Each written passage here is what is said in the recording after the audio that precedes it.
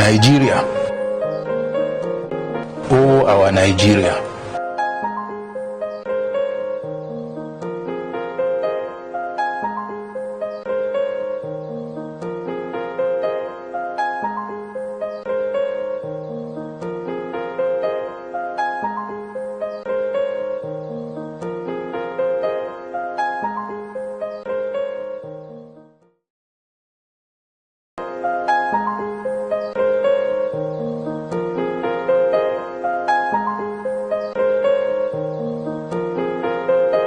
Mr. President, we are at war. I was supposed to continue my discuss on Yobe State, its creation, its leaders, and their styles. However, the sad news of last week made me drop it for another time. We were hit with the sad news of the massacre of scores of people by Boko Haram in Mafa, a village in Talmor local government area of Yobe State. Mafa is close to Shekau, the little village that was unfortunate to be the birthplace of Abubakar Shekau, the notorious murderer in the name of Islam. Surrounded in the mosque by the bandits, just after the Asr, that's the 4 o'clock prayer. All those, save a few who managed to escape, were executed. Sources said it was because some villagers were instrumental to some successes in defeating the terrorists through sharing privileged information on the insurgents to security agencies, hence the reprisal attack.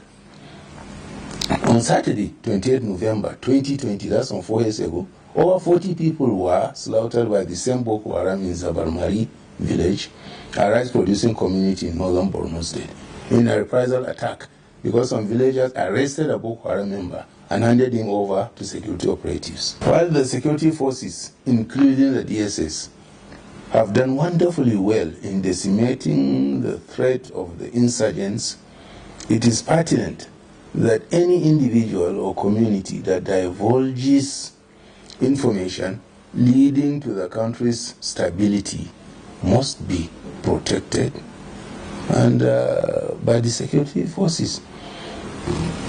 That will encourage more people to come forward to help in the fight to secure the country. Perhaps this and other reasons made the Yobe State Governor Maimala Buni, who was abroad to woo investors, cut short his trip and returned to the country.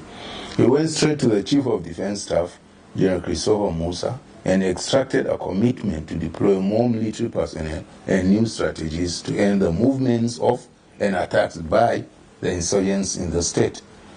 He could not rush to the scene because of security advice, as the military was scouting and engaging the perpetrators, scouting for the perpetrators and engaging them in fights to decimate them. This brings us to the current administration's commitment to fighting terror, terrorism, and terrorists by ordering service chiefs and the Minister of Defense, who will not be on the battlefront, to go anywhere to safeguard the country's sovereignty. This, especially to a state that other states export criminals to it, is not the solution.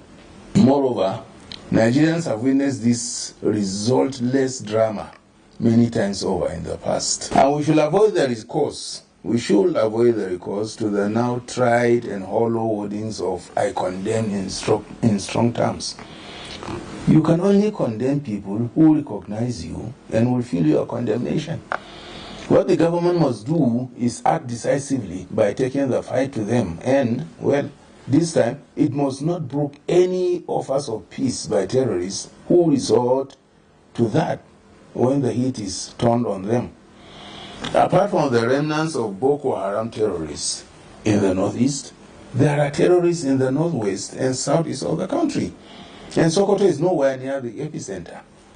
While Zamfara is the hope of the northwest marauders, competing with Niger and Kaduna states, for instance, Borno was the hope of Boko Haram, with Gaidam now threatening to be the axis.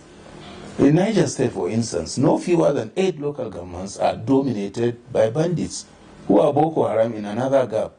In Shiroro local government, residents of Allawa and surrounding communities are crying that the terrorists have enslaved them, making them work on their farms.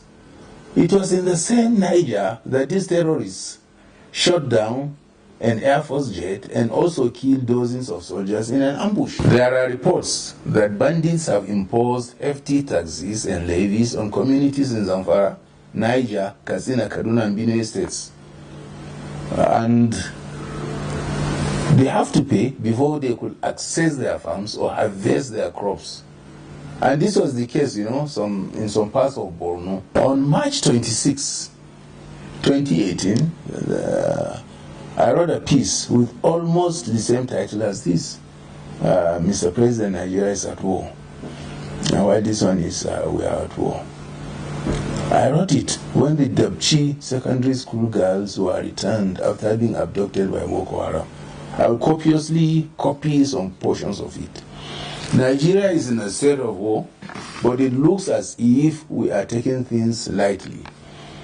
The Merriam-Webster dictionary defines a state of war as 1. A state of actual armed hostilities, regardless of a formal declaration of war, and 1b, the legal state created and ended by official declaration, regardless of actual armed hostilities, and usually characterized by the operation of the rules of war.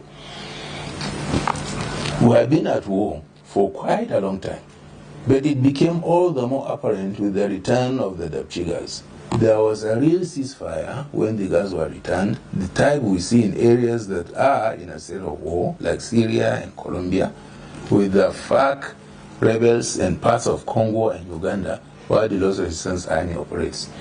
It is real war when a militant organization can force the Nigerian government to sit with it and reach an agreement brokered by international bodies under the international law of armed conflict. But the president was quoted as ordering his service chiefs not to allow the abductions of girls again.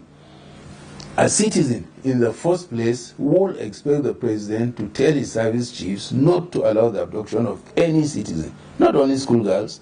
All citizens are citizens and want to feel equal before the law or before the eyes of their president. You see, farmers and voiceless Nigerians are being abducted by those who have declared war on Nigeria. But we have allowed them to play the music while we dance to the tunes. And it is this thinking by governments that makes the militants strong. The ordinary citizen sees them as strong and sees that his government cannot protect him. It makes the ordinary citizen lose confidence in the country. Little wonder some abducted Nigerians have switched allegiance and are hailing the terrorists, as happened in Dabchi, as saviors, because the people of Dabchi and elsewhere saw the kind of power that should reside with their government being exercised by enemies of the state. Or when you pay tax so that you can farm, then you are now paying to your government. Therefore, why should one think there is a government around? When your allegiance, your loyalty are being paid somewhere, that's homage. So I hope the government will do well so that we will continue with this next edition. Thank you very much.